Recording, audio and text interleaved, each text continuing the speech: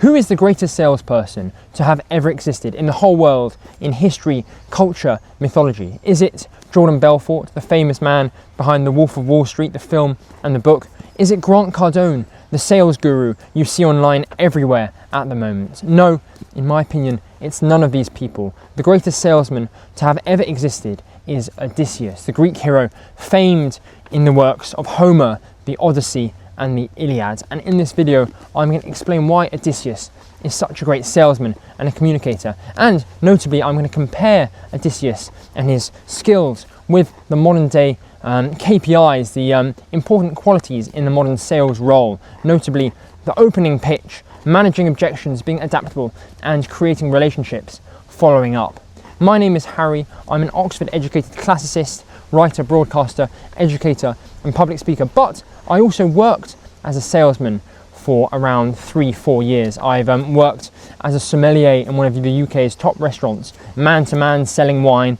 I've also worked as a business developer for 2 startups, one in London and one in Paris. And although I'm not currently working in sales, I have such great appreciation for the skills required in the job. It's very pure, imposing your will, as Nietzsche would say, on the world through your voice alone, getting people to pay your company money by delivering them and convincing them of the value of a product. You have to be funny, charming, you have to persuade, negotiate, and win over someone thanks to your humanity and your emotions. And Odysseus, arguably the man described as polytropos, complicated as Emily Wilson translates the ancient Greek, or a man of twists and turns, he is the greatest example of being a salesman. One thing I want to say before we start is that Grant Cardone, the sales guru I mentioned, I read and listened to his book on Audible, Sell or Be Sold, and it's actually really good. It's very funny, some great tips in there. He's quite a pushy salesman, which is different to the strategy, the long game, the intelligence of Odysseus. But Grant Cardone, when he speaks, becomes quite lucid and prophetic speaking about sales, so perhaps that could be worth a listen. But the 2 main texts we're going to dive into now, the Iliad and the Odyssey. I've got the Penguin Classics editions here, translated by Evie Rieu, and we'll also look at the Emily Wilson translation. So first, let's look at how Odysseus manages to create and to deliver a fantastic opening pitch. Firstly, we're going to look at the opening pitch, which is a very, very key concept in making a sale, trying to pitch an idea to a client, an investor, and then starting the process of completing a deal. And we'll see how Odysseus does this, notably looking at the Odyssey, which is where he delivers some amazing first addresses to people, which allow people to take him in, treat him favourably, and allow him to continue on his journey and reach his ultimate goal of returning back to Ithaca. And of course, in sales, as you probably know, the opening pitch is important if you want to gain trust, set an amazing first impression, and because of this, be allowed to continue on speaking and keep the client's attention. So what we're going to look at now, we are going to look at a moment in Homer's Odyssey in book 7. And book 7, this is when Odysseus, because of course the Odyssey starts with the Telemachus' journey to see Nestor and Menelaus. But in book 6, we meet Odysseus in Calypso's island, and he sails from Calypso's island. He is allowed to leave Calypso's island after 7 years, and eventually he's on this boat, and the boat, of course, because Calypso's island, it's worth saying, is thought to be in the Canaries, so in the Atlantic. It's miles away. It's made equivalent to the other world, the divine world. So Odysseus is completely taken away from the mortal world, and his journey back over the ocean takes many, many days, and at last he arrives in the island of the Phaeacians, Scheria. And just as he's in sight of this island, Poseidon, the god who hates him because of what he did to his son, the Cyclops Polyphemus, he creates a big storm, and Odysseus has a really horrible journey getting in to the shore. And eventually Odysseus gets onto the shore. He's exhausted, he's covered in rags, he's got a big beard probably, he's looking very dirty and scruffy, and he collapses into some bushes on some leaves and falls asleep. Then he wakes up the next day and hears the screams of young women. They're playing a game, and he thinks, oh God, where am I? Let's try and speak to them, and let's try and see if they can help me. And so he goes out naked, covered in a few rags, and addresses these women, asking for help. The woman he addresses himself to is Princess Nausicaa, the princess of the Phaeacians. The Phaeacians are a strange people. They are blessed by the gods. They live on this island, which is quite a utopian isle. In the Odyssey, symbolically, it's the place between Calypso's divine island and Ithaca, the mortal world. So it's a transition point for Odysseus, and they're very rich and they help Odysseus a lot, but it's due to this amazing opening pitch and the opening impression he gives to Nausicaa that allows him to be so successful with these people. I'm going to read to you now Odysseus' first lines when he stumbles in a really bad state into Nausicaa, and how he persuades her to let him stay with her and allows her to guide him to the palace. I've got the Eva edition here, but I'm going to read from the Emily Wilson edition, which is on my laptop, so please forgive me for this. But Odysseus stumbles out and he says to her, "My lady, please, are you divine or human? If you are some great goddess from the sky, you look like Zeus's daughter, Artemis. You are as tall and as beautiful as she. But if you live on earth and are a human, your mother and father must be lucky. Your brothers also lucky 3 times over. Their hearts must be delighted seeing you, their flourishing new sprout, the dancer's leader, and that man will be luckiest by far who takes you home with a dowry as his bride. I have seen no one like you, never, no one. My eyes are dazzled when I look at you. I travelled once to Delos on my way to war and suffering. My troops marched with me. Beside Apollo's altar sprang a sapling, a fresh young palm. I gazed at it and marvelled. I never saw so magical a tree. My lady, you transfix me that same way. I am in awe of you, afraid to touch your knees, but I am desperate. I came from Ogygia, and for 20 days, storm winds and waves were driving me adrift until yesterday some god washed me up right here, perhaps to meet more suffering. I think my troubles will not end until the gods have done their rule. My lady, pity me. Battered and wrecked, I come to you. You first, and I know no one else in the whole country. Show me the town, give me some rags to wear, if you brought any clothes when you came here. So may the gods grant all your heart's desires, a home, a husband, somebody like-minded. For nothing can be better than when 2 live in one house, their minds in harmony. Husband and wife, their enemies are jealous, their friends delighted, and they have great honour. Nausicaa is blown away by this speech to Odysseus. She says straight afterwards, "Well, stranger, you seem a brave and a clever man." She's very blown away, and also, as you probably know, she falls in love with Odysseus slightly. She thinks he's very handsome and very beautiful, and it's Odysseus' biggest and most subtle challenge throughout all his journey home back to Ithaca to resist this temptation of this beautiful princess to marry her. And it's a lovely moment, but scholars have argued and shown that Odysseus' speech here is not the ramblings, the babbling of some shipwrecked, tired, crazed man. Instead, it's extremely rhetorical and extremely done in such a way to make sure that it's very apt for addressing this princess. He begins with a promium, the introduction to his speech, where he says that, "Oh, you look very beautiful. Are you divine? Are you a goddess? Or are your parents mortal?" Then he narrates his journey from Ogygia, from Calypso's island, and all the troubles he's seen on that journey, and now how he's shipwrecked. Then he has a request saying, "Please give me some clothes and show me to your city." And lastly, he wraps up the speech saying that she looks divine, she looks beautiful, and he hopes that she can have a happy marriage in the future. Also, it's worth noting that even though Odysseus says she's beautiful, he does so in a way that doesn't sexualize her or make her feel ill at ease. He says she looks like Zeus's daughter, Artemis. Artemis, of course, is tall and slim, and of course Odysseus saying you're tall and skinny, you look good, but in a way that doesn't sexualize her, because Artemis, of course, is the chaste goddess of the hunt. And then, of course, he says that on Delos he saw this great palm tree. I may have missed out a line when I said that, but yeah, he saw a great palm tree, a young palm tree, who's tall, like Nausicaa, and in that sense, yeah, describing her as slim as a tree and beautiful like a tree. It's like a natural beauty, and it's not an erotic beauty.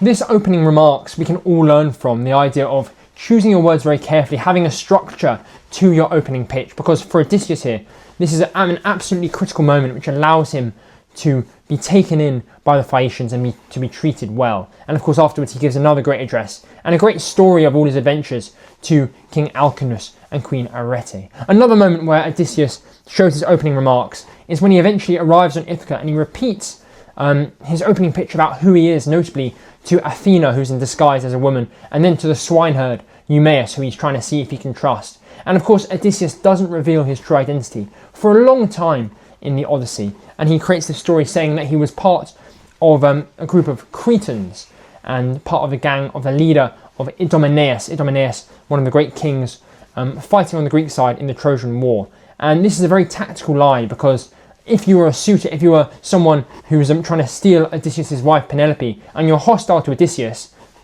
if you heard of strangers from Crete, Crete is miles away from Ithaca, so likely this person isn't related to Odysseus. But what makes this so good is that it's a fantastic lie. Aristotle the philosopher, said about Odysseus that above all, Odysseus is great at teaching us, and Homer is great at teaching us all how to lie. And because of this, see Odysseus' lie here, speaking about Idomeneus and him being from Crete and Odysseus being part of that, saying that he's a Cretan. And a lot of this is based in truth. There's a whole foundation of truth about this king Idomeneus and about their hard journey home from Crete and what happens when they eventually make it home. But then Odysseus, through this foundation, is able to insert a small mistruth which convinces everyone. The next great sales precept which Odysseus masters is the precept of managing and responding to objections. Of course, this is such an important thing to do if you're in a sales role, but also in life more generally. When someone says, I'm not sure about this, I don't want to buy this, and you can say, I recognize that, and why is that? Is it because it's too expensive? What kind of product are you looking for? You can gain more information, and instead of letting the deal fall flat, you can respond to them in a way that enhances the connection between you and your interlocutor, and also allows you a better chance of closing the deal. And Odysseus, of course, is the master of this. The two examples I'm going to show you of him responding to objections, not injections, is from the Iliad, and there's another one of him being adaptable from the Odyssey. The moment of responding to objections in the Iliad comes from Book 19, when Patroclus, Achilles' best friend, lover and cousin, has been killed in the fighting by Hector, and Achilles is furious. He ends the feud he had with Agamemnon. He decides to go out to fight again, and he wants to go out straight away. He's angry, and he just wants to go out and fight now and kill Hector in a murderous rampage. But Odysseus says, Achilles, you're not thinking straight. You need to eat first. The troops are tired and they need to rest and eat before they can go out again. And he has this moment where he persuades Achilles and does so in a very objection managing way. So I'm going to read this to you now. So this is Achilles who begins speaking first. And he says, but now let us call up our old will to fight immediately. There is serious work to be done. We ought not to stay here chatting away and wasting time. As each of you sees Achilles in the front line once again, destroying Trojan ranks with his bronze spear, so let him keep that image in his mind as he fights the enemy. And quick-thinking Odysseus replied and said, you are a great warrior, godlike Achilles, but you must not order the men to march against Ilium and take on the enemy without having eaten something first. The battle will not soon be over once the two forces are engaged and the god has breathed his fire into them. And he says that to be able to fight properly and on all-day fight, the men need to eat, appealing to Achilles' logic and his desire to have a good victory. He says, but when a man has had his fill of wine and food before an all-day battle, his spirit is up and his strength doesn't flag until the fight is broken off. And Achilles then goes back against him again, more emotively, saying, how can you think of food and hunger when Patroclus' men are lying mutilated on the battlefield and you don't want to avenge them? But once again, Odysseus responds to this. Note in the other one how he says, Achilles, you're a great warrior, god like Achilles. That's recognizing, that's giving a compliment to Achilles and recognizing his point. And once again, so Achilles gives this emotive response saying, none of your proposals interest me, only slaughter and bloodshed and the groans of the dying. Quick-thinking Odysseus replied and said, Achilles, son of Peleus, greatest for the Greeks, you are a stronger man than I, and not a little better with a spear. But in view of my greater age and experience, my judgment is much sounder than yours. And then he gives another, and again, more arguments about why they should eat. And finally, Achilles agrees to follow Odysseus' idea that they eat and drink. And Odysseus is interesting in terms of Homeric heroes, notably because he's the only Homeric hero who ever mentions the word the belly, the rumbling belly. In the Odyssey, this happens a lot, and the idea of being hungry. And the adaptability of Odysseus as well is very interesting. There's a moment when he's speaking about the Cyclops, and he suddenly realizes the Cyclops is not a good person. He's not going to react humanely, and so he changes his tune. And because they realize the Cyclops is probably a bad chap. And so he says, good sir, remember your duty to the gods. We are your suppliants, and Zeus is the champion of suppliants and guests. He is the god of guests. Guests are sacred to him, and he goes alongside them. And then he says this to the Cyclops, but the Cyclops says, "Stranger, you must be a fool, or must have come from very far afield to order me to fear or reverence the gods. We Cyclops care nothing for Zeus with his aegis, nor for the rest of the blessed gods, since we are stronger than they are, much stronger than they are.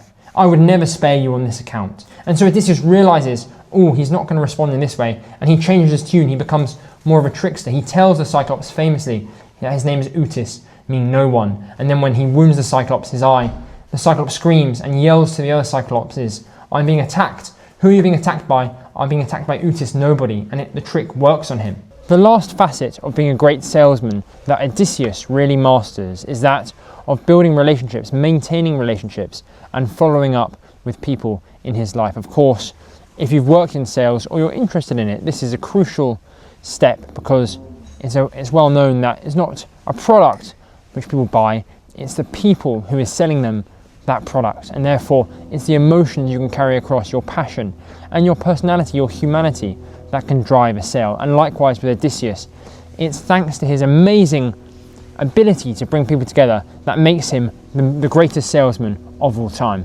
Something that really shows how great Odysseus is at bringing people together is in the catalogue of the ships, where we're told that Odysseus, who is one of the most important Greek kings in the Greek army, only brings 12 ships to Troy, which is about maybe 600 to 700 people. But it's nothing compared with the leader, Agamemnon, who brings 100 ships, nor some of the other important Greek kings, such as Diomedes, who brings 80 ships. What's more, we're told in Homer's Iliad that it's in front of Odysseus's boats and his ships where all the leaders come together to have important public meetings. Therefore, the sense of Odysseus' soft power, the importance he has in matters of bringing people together and of having these relationships built, is incredibly important. And of course, the whole point of Homer's Odyssey is Odysseus maintaining, following up on the relationships, notably the three most important clients of his life: Penelope, his wife, Telemachus, his son, and Laertes, his father. He comes back from Troy,